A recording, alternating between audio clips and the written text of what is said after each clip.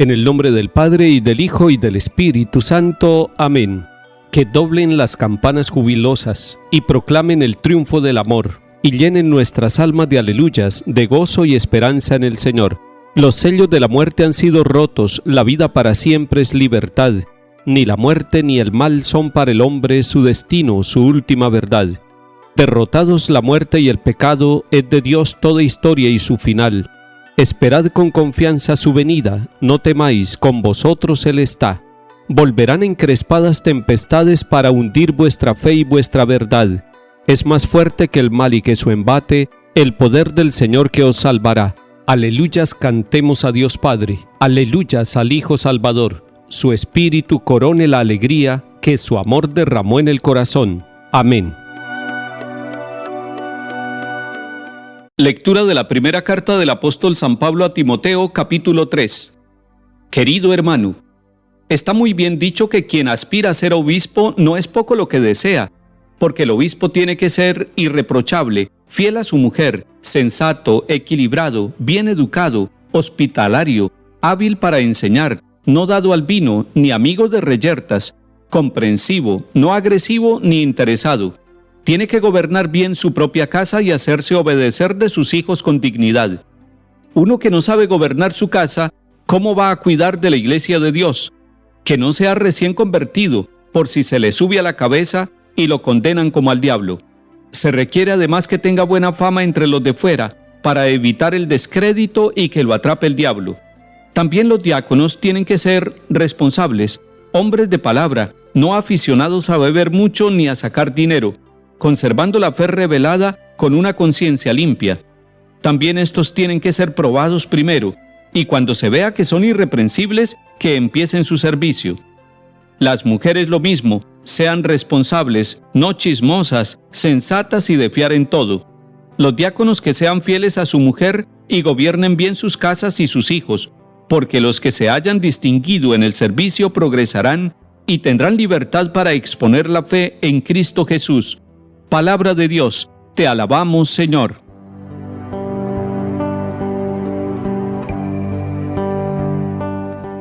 Las comunidades evangelizadas son comunidades organizadas. En estas comunidades se vive la unidad y la diversidad, la unidad que la da el Espíritu Santo uniéndonos en la persona de Jesucristo el Señor. Pero el Espíritu Santo también nos da la diversidad, no solamente la diversidad entre hombres y mujeres, entre diversas razas, entre diversas edades, sino que nos da la diversidad de dones y carismas para que se construya la unidad desde la diversidad. Estamos diciendo esto porque en el capítulo 3 de la primera carta de San Pablo a Timoteo encontramos que Pablo le da orientaciones a Timoteo para la organización de la comunidad de seguidores, hombres y mujeres de Cristo Jesús el Señor. San Pablo está enseñando a Timoteo y a su comunidad cómo deben ser las cualidades del obispo dentro de esa comunidad y cómo deben ser las cualidades de los diáconos, igualmente de las mujeres que hacen parte de dicha comunidad. Vemos cómo los obispos en el comienzo eran casados. Posteriormente, la historia de la Iglesia nos enseña que, pasados los siglos, se fue forjando la necesidad del celibato como un don que da Dios y como una libertad total para poderse entregar a toda la familia, a la casa de Dios, a la comunidad de la Iglesia. Nos muestra San Pablo que la misión de los obispos en la Iglesia es cuidar de la Iglesia de Dios. Ese cuidado de la Iglesia de Dios en todas las dimensiones de la vida de esta comunidad confiada a Él necesita experiencia y por eso dice que deben ser capaces de gobernar su propia casa, su propia vida, su propia familia, para que luego puedan, con la experiencia de vida, gobernar la familia grande que es la comunidad que Dios les confía. Debe ser una persona que lleve un camino, una experiencia, no recién convertido, porque de pronto se le sube a la cabeza el ministerio y empieza a tratar mal a sus propios hermanos. La lista de cualidades que nos da San Pablo, 16 en total, son una parte de las cualidades que debe tener la persona. Estas cualidades las va adquiriendo el obispo, según lo que nos enseña el mismo Papa, en la cercanía con Jesús, permaneciendo con Jesús, permaneciendo en su palabra, permaneciendo en su amor, para que de esta manera el que cumpla la misión de cuidar a la Iglesia, con esta misión de ser obispo, debe estar lleno de la gracia del Espíritu Santo y todos los días, desde su humanidad, desde su fragilidad, buscar las cualidades de Cristo y buscar permanecer en el amor de Cristo para poder prestar este servicio. Cuando San Pablo nos habla de las cualidades de los diáconos, nos dice que estos deben ser probados primero. Igual que en el caso de los obispos, deben tener una madurez humana y una madurez espiritual, una madurez dentro de la comunidad de la iglesia, una madurez que se va conquistando día a día, porque no podemos encontrar personas plenamente maduras sino en camino de madurez.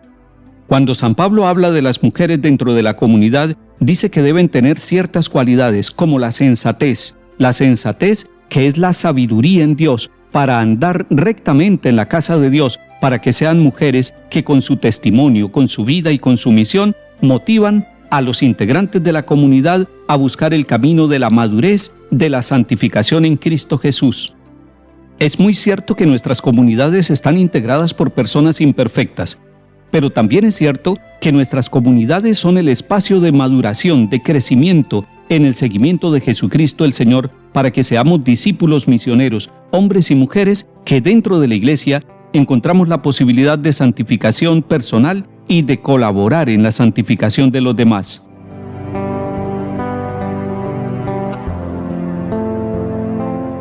Salmo 100. Voy a cantar la bondad y la justicia, para ti es mi música, Señor. Voy a explicar el camino perfecto, ¿cuándo vendrás a mí? Andaré con rectitud de corazón dentro de mi casa. No pondré mis ojos en intenciones viles. Aborrezco al que obra mal. Al que en secreto difama a su prójimo lo haré callar. Ojos engreídos, corazones arrogantes, no los soportaré. Pongo mis ojos en los que son leales. Ellos vivirán conmigo. El que sigue un camino perfecto, ese me servirá.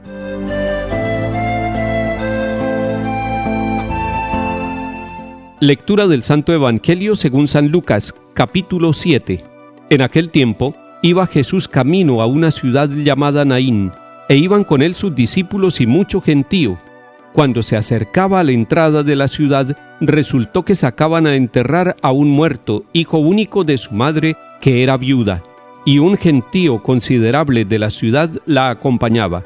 Al verla, el Señor le dio lástima y le dijo: «No llores». Se acercó al ataúd, lo tocó, los que lo llevaban se pararon, y dijo: «Muchacho, a ti te lo digo, levántate».